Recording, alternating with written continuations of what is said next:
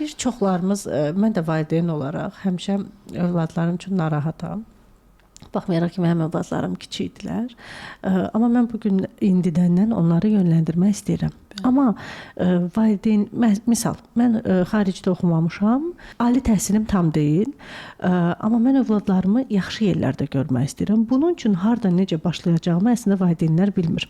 Nəinki kiçik yaşlarda, deyim ki, çatırlar ən kritik yaşlar 8-ci, 6-cı sinifdən. 6-cı sinif artıq siqnaldır, mən sizə deyərdim ki, xarici təhsil prosesini hədəfləyən bir uşaq üçün 6-cı sinif artıq ilkin addımlar atılmalıdır. Amma 6-ya qədər də gələcək bir yol var əslində bu tələbənin, bu şagirdin. Yəni, gəlin biz başlayaq ki, uşaq 2-ci sinifdən, bizimkilər 2-dədilər də. 2-ci sinifdən, baxmayaraq ki, şəhərin yaxşı məktəblərində oxuyurlar, amma orada belə xarici dil təhsili o qədər də bizi qane eləmir. Uşaq 2-ci sinifə getsə də, yəni o deyil. Yəni görürük ki, o deyil, bəli. Yəni biz neyiniyək ki, amma bizim uşaqlar indidən deyir ki, mən xaricə gedəcəm, mən orada oxuyacam, burada oxuyacam. Ən azından 6-cı sinifə çatana qədər, bu siqnala çatana qədər biz bunları necə yönləndirək ki, daha sonra bizim işimiz asan olsun. Ümumiyyətlə əvvəlki illərə nisbətdə indi imkanlar daha çoxdur. Həm kursların olması, həm hətta bu günlərin fərdi fəaliyyət göstərən müəllimlər də var ki, ingilis, əgər biz dildən söhbət ediriksə, onlar da yaxşı məsləhətçi olur. Mən heç vaxt insanlarla söhbətdən demirəm bizi seçin, bizdən gəlin.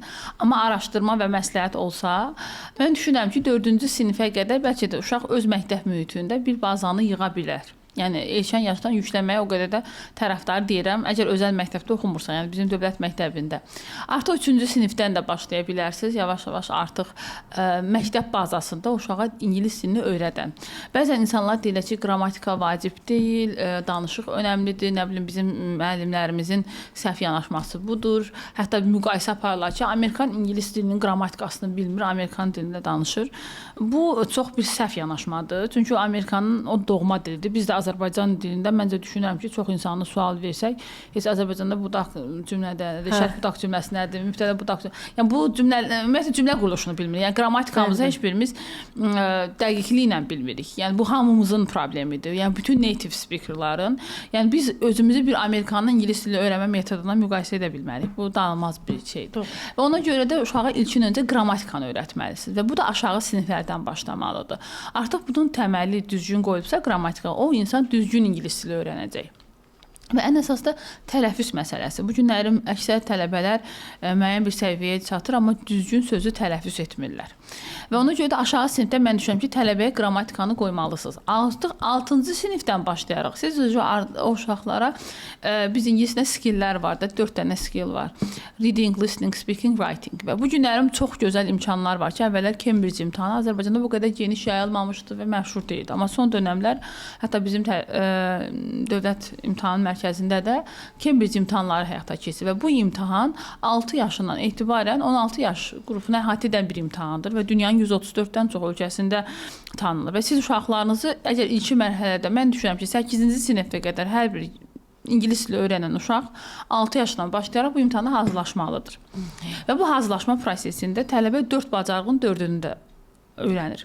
Bu günləri biz nə yaşayırıq? Mən illərdir ki, IELTS, TOEFL, beynəlxalq imtahanlara hazırlıq keçirəm. Tələbə gəlir 9-cu, 10-cu sinifdə. Ümumiyyətlə, reading nədir, listening nədir, speaking nədir, bunu bilmir. Amma biz bunu Cambridge formatına hazırlaşdırıb gələn tələbələrdə o qədər rahat əldə edirik və bir aya bir tələbəyə 8 də yığdırmaq olur.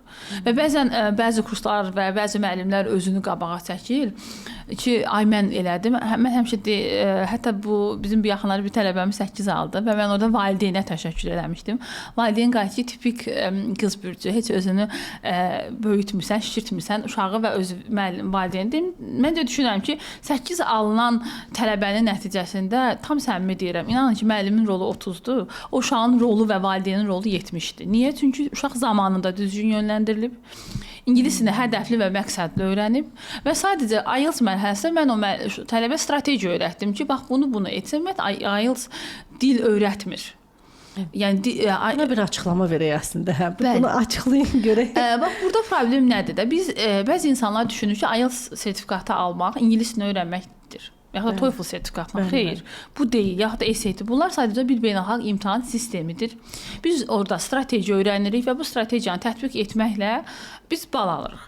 Amma bu strategiya nə vaxt effektiv olur?